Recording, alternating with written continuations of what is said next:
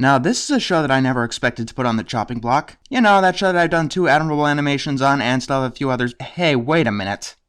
If new SpongeBob can have a shining gem, then Courage the Cowardly Dog can have a steaming turd. Actually, that isn't really why I'm doing this particular episode. This can join the group of episodes that I've done specifically by request. It's not like I don't think that this is the worst episode of Courage, it's just there's a difference between a bad episode of a cartoon and an animated atrocity. A lot of cartoons have episodes with lackluster stories or endings that just make you go, what the fuck? An animated atrocity goes that extra mile and does something extra repulsive. That being said, this episode is right on the line between a typical bad episode and an animated atrocity. It starts with Muriel making a quilt, and we get our first problem with the episode. Ben 10. Go die in a hole, you stupid show that never ends it! Never mind. The quilt happens to be for Courage, and not Eustace as he expected. That makes Eustace particularly mad. Courage, courage, courage. That stupid dog gets all the good stuff around here.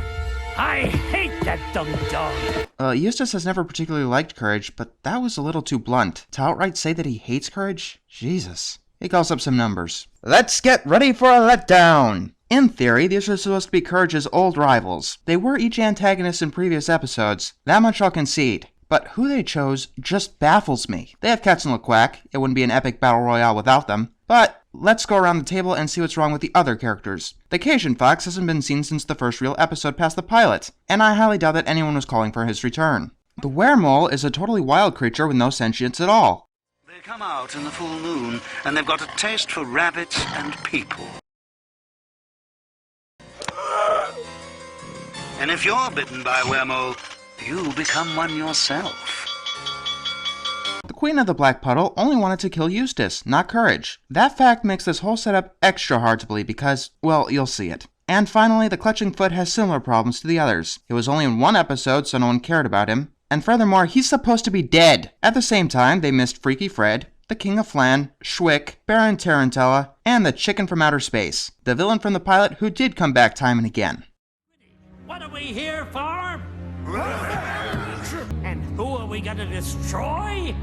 The stupid dog! So Eustace actually wants Courage dead, because Courage got a blanket, or Muriel's affection, or something that isn't the same as each and every other episode. Courage and Muriel return from grocery shopping. They enter and hear some noise in the basement. According to Eustace, it's a men's club. Eustace has a pretty interesting plan to get Courage down there.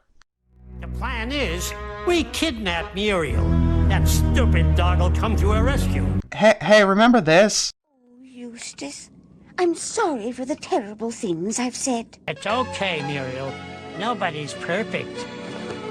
I wonder where Courage has run off to. Yeah, apparently we're just gonna have to forget about that. Heaven knows that the writers did. So Muriel goes into the basement with some sandwiches and she gets kidnapped. Then she gets hung above a pot of boiling water. They want to get Courage downstairs, so they force her to scream. To do so, Cats mixes the colored and whites in the laundry. Oh, come on, man! Your previous attempts involved giant spiders and attempting to turn her into candy. And now your grand plan is to mix the colors of her laundry? It works! For some odd reason. Courage comes downstairs and gets ambushed. You licked us good, say? And that killed you. I saw the episode. Cooked us good, too. Remember that? No, because it was the very first real episode and you haven't appeared since then. Courage also cooked the Chicken from Outer Space. Why isn't he back? At least Cat still has his usual gimmick.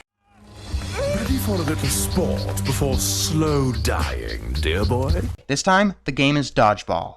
Oh, they make LeQuack the referee. Come on! If you're going to take someone out of the game, take out a villain who no one cares about. Like that stupid Cajun Fox. Why the hell is he here? So, the game begins, and yeah, it is pretty awesome. I would appreciate it a bit more if the setup wasn't so crap, but for what it's worth, it's a very good battle. And Courage gets progressively more damaged as the game goes on, until we get... Le halftime!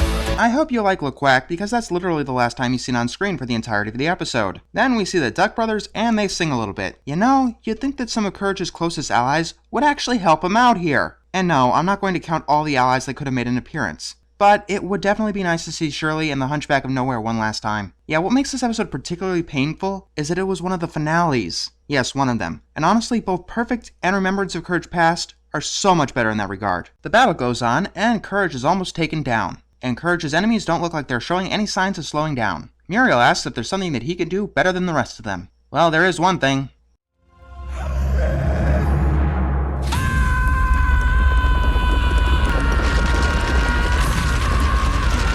Courage, I just can't stay mad at you. I wouldn't expect him to win in any lesser of a way. Oh, by the way, still no look whack. The scream breaks the pot of water, causes the villains to fall into a chasm, and breaks Muriel free. And what punishment does Eustace get for trying to kill Courage and kidnapping Muriel? He gets to sit on the blanket.